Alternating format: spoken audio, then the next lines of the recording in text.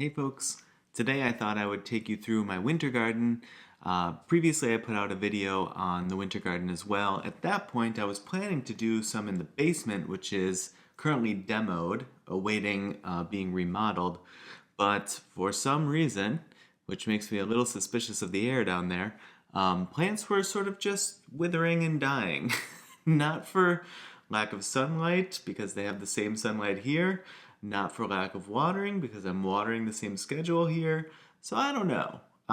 There's something weird about the air in the basement that was causing that to happen, but I moved everything upstairs. It's actually all in this room. It's in two different locations.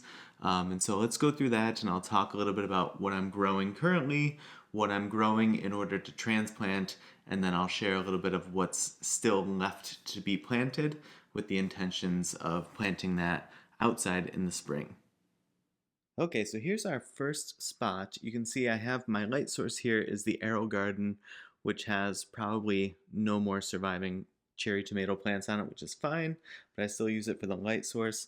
This is lavender, which has been growing really nicely. This survived from being planted outside in the summer last year. I brought it in, now we're here. This is my Venus flytrap, which has actually helped immensely with the gnats and things that sort of just come along with having these plants inside. I've been actually super surprised at how useful that has been.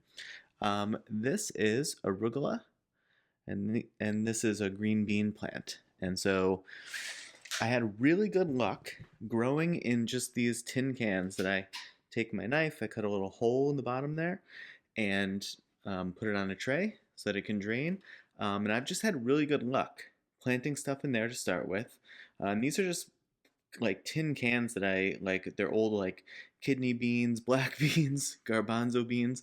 Like I save those cans, I wash them out, and take the outside label off and use them, and they work really, really well. So if you're looking for something that might be worth the use, this is cucumber, and this is strawberry. This guy here is sort of out of the way and in a bigger pot because this is sunflower, um, which I had like half a dozen or more that were eaten when they got about 4 or 5 inches tall last year, and I had them outside. They were just getting eaten, and so starting them in the pot seems to work somewhat better, and transplanting them when they're a little bit bigger. This is corn. That's why this is out of the way also. I actually had surprisingly good luck transplanting corn last year, so I just happened to start it too late. So that's why this year I'm starting it inside. This is a red chili pepper plant, which I've recently snipped them all off, so they need to grow. This is another lavender, and this is what's this?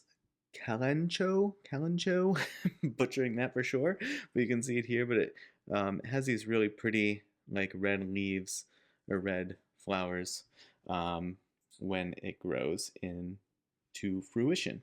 So that's this part of the setup. Oh, and over here is the lemon tree. So no lemons as of yet, and actually just one sad little leaf. These leaves behind it are from a different plant. There's just the one little leaf right there. So I'm hoping that it made it through the winter, but we'll see what happens. I also transplanted it fairly close to when I brought it in. Probably a dumb move to sort of put both of those stressors on it, sort of really close together, but we'll see how it goes. All right, to the other location.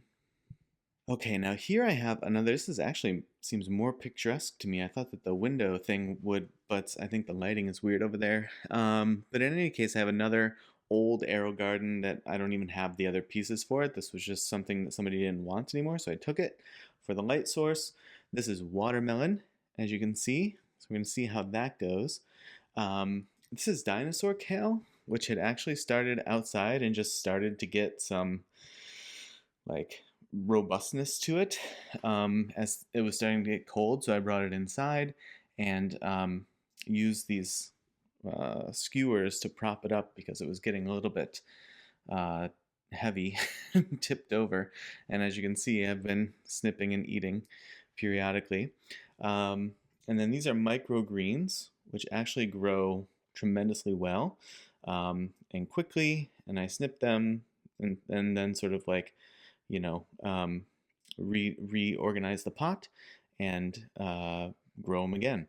So that's been working really well. Little centipede or millipede friend here. I'm wondering, just spotted this guy. I don't know if that's an egg of some sort or what that is, but I might want to tend to it. We'll see. But these are carrots. So I have 3 carrots growing in here that actually went okay last winter, so we'll see how they turn out.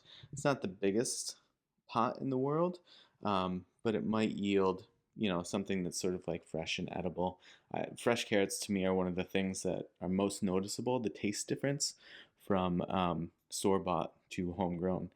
This is actually a tomato plant, like not a cherry tomato plant. I think it's like an heirloom tomato plant, and I'm using this rubber band and these 4 skewers to act as, a smaller makeshift like cage, so that it doesn't topple over and it can continue growing. We'll see if it's going to make it. I'm not sure. It's getting a little bit ungreen here, but maybe that's just part of the process. We'll see. The top leaves still kind of look okay to me, but yeah, we'll see. But ultimately, that's going to need to be transplanted if it makes it. And then I can put one of the larger, like tomato halos or whatever you call them, around it. This is red leaf, which I know you can't really tell. You can see it a little bit here. It's starting to turn red a little bit. That I've also been eating currently. And snip it, eat it. You can see a snip right there. Um, and that's been going really well. Also, if it continues to just sort of be robust, I'll probably try to transplant it, and see if I can get a really like fruitful supply out of it. This guy here is, I wrote it on the side. This guy here is kale. um, so you can see his little kale leaves coming, right? These are the starter leaves down here. There's a little kale leaves coming. We'll see. This is a brother that I don't know that one's going to make it, but that's okay. There's just sort of enough room for one in here. Not quite sure what these little guys popping up are, but I'll probably get rid of them. Um, this is a broccoli plant, actually. This might be some additional little broccolis. I don't know. I planted a few, and then the intention was to thin it out. That's what I did with the kale that I just showed you. That's also what I did with the carrot. I've actually had more germinate and sprout than I anticipated, so I've been overplanting a little bit recently. But yeah, the broccoli, we'll see if it makes it. My hope is that it can make it, and then we can get it to the garden via transplant and see what can be yielded from that. This is lemon balm. There might be, yeah, smells very lemony. If you kind of run your hands through it, but great for balms, great for tea, and there might be something else growing in there. I'm not quite sure. It's gotten pretty like wild at the moment, so we'll see. I spun it around the other day because it was starting to just sort of like crawl into the broccoli. But yeah, things are going pretty well here. Well, that is the winter garden and the plants that I'm currently in the process of growing with the intention of transplanting them in the spring. I have a few more that I haven't gotten to yet, and I want to duplicate some of the ones, like certainly like the strawberry, the watermelon, probably mostly everything. I'm not just going to grow one corn stalk, for example. But I'll put a little snapshot of my Google Sheet that I keep, with what I'm planning to plant, just so you can, I don't know, see what else is on the way. And I had to actually get some additional cans. Was what I was waiting for. I all of a sudden I thought I had saved all these cans and I must have used them and didn't realize it, and so I had to eat some more beans, save the cans, and now I have some of those to use. So I'll be planting the rest pretty soon here to give it enough time to get nice sort of structural integrity and vibrancy, so that hopefully it can survive the transplant, and not have it be too sort of already withering or nascent of a plant, that might be more apt to die in the transplanting process. All right, well, I'll keep you all updated, and things will be interesting as we start to get outside. I hope that your winter's been going well. Be curious to see or hear anything that you guys are doing that's working really well. Please do share it in the comments, and I'll see you in the next one.